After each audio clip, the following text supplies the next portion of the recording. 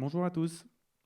Donc aujourd'hui, on va voir le morceau dans le livre, toujours le livre Real Time Drums, morceau page 29, qui est un morceau très intéressant également, donc qui est basé sur tout ce qu'on a vu en fait dans le livre juste avant, qui est le travail de jeu de rythme en double croche,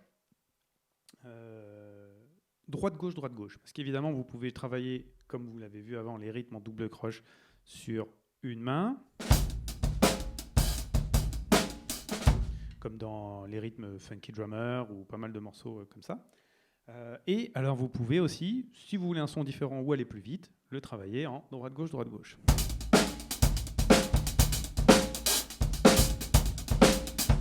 Donc ce morceau page 29 nous propose un jeu en droite-gauche, droite-gauche. Il y a plusieurs choses très intéressantes à travailler dans ce morceau, notamment c'est le repérage, c'est-à-dire que vous avez 3 cycles de 16 mesures de rythme. D'accord ? Vous avez la partie A, la partie B, la partie C. Donc 3 cycles de 16 mesures. Le tempo est à 100, donc ça passe quand même assez rapidement, mais par contre, c'est toujours pareil, il faut se repérer, sachant que vous avez une petite clochette juste avant de changer de partie qui vous aide pour vous dire « Attention, vous êtes sur la fin de la 16e, là, repérez-vous ». Mais le but, c'est vraiment de savoir où on en est pour savoir quand on est sur la 16e mesure. Voilà, c'est toujours un petit peu ce qu'on travaille, toujours le même genre de choses.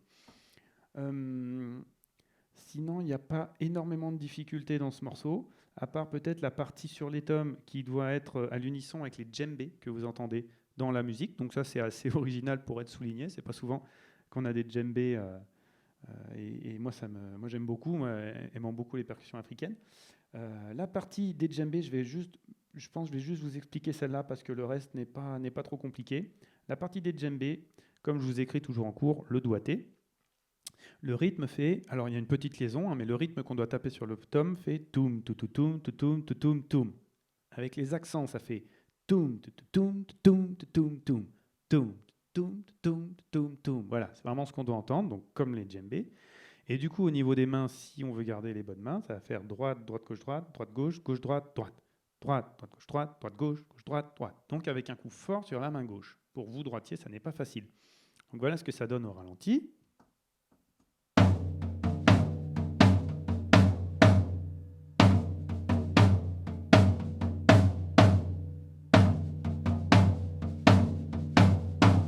Puis ensuite, vous avez un coup de caisse claire qui arrive sur le et du 4. Toum, toutoum, toutoum, toutoum, toum, pa.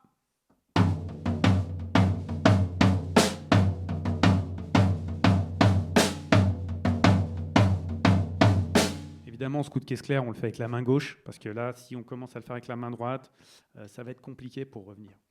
Et puis à la fin, donc, on a 4 doubles, qui nous ramènent sur le rythme C. Voilà.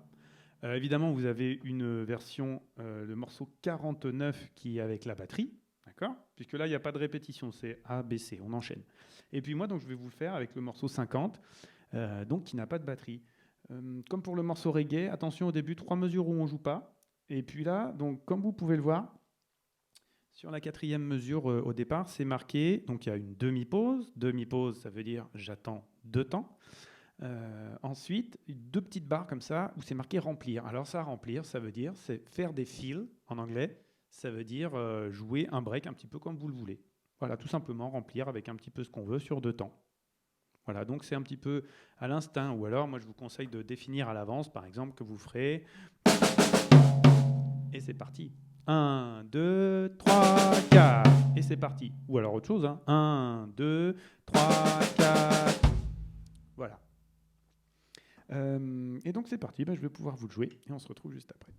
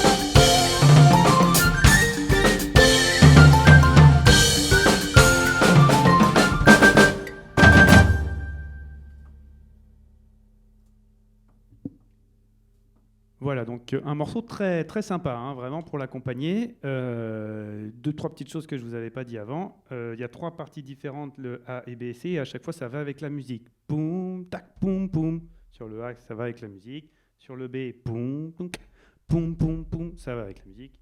Et sur le C, toum, tac, toum, toum, toum, tac, boum. Voilà, donc ils ont fait évidemment exprès que les parties musicales aillent avec la batterie. Et puis donc oui, effectivement, attention à la partie C, vous avez sur le rythme la quatrième, le coup de grosse caisse sur la quatrième double. Stouk, stik, tac, toum. 1, 2, 3, 4, 1, 2, 3, 4, 1, 2, 3. Donc ça, pas facile. Et puis c'est vrai que la fin est un petit peu rapide et pas toujours très facile sur le stoum, touk, toum. Je vous le refais peut-être un petit coup au ralenti.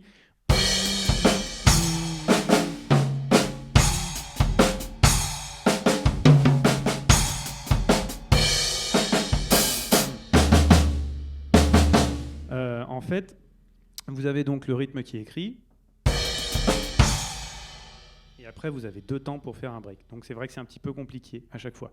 Mais voilà, là vous avez, moi j'ai mis des exemples de break qu'on peut mettre, mais vous pouvez faire très simple.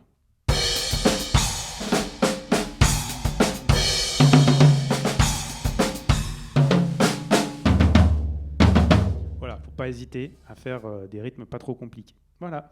Et bah écoutez, en tout cas, bon courage pour ce super morceau, et puis à très vite pour une nouvelle vidéo.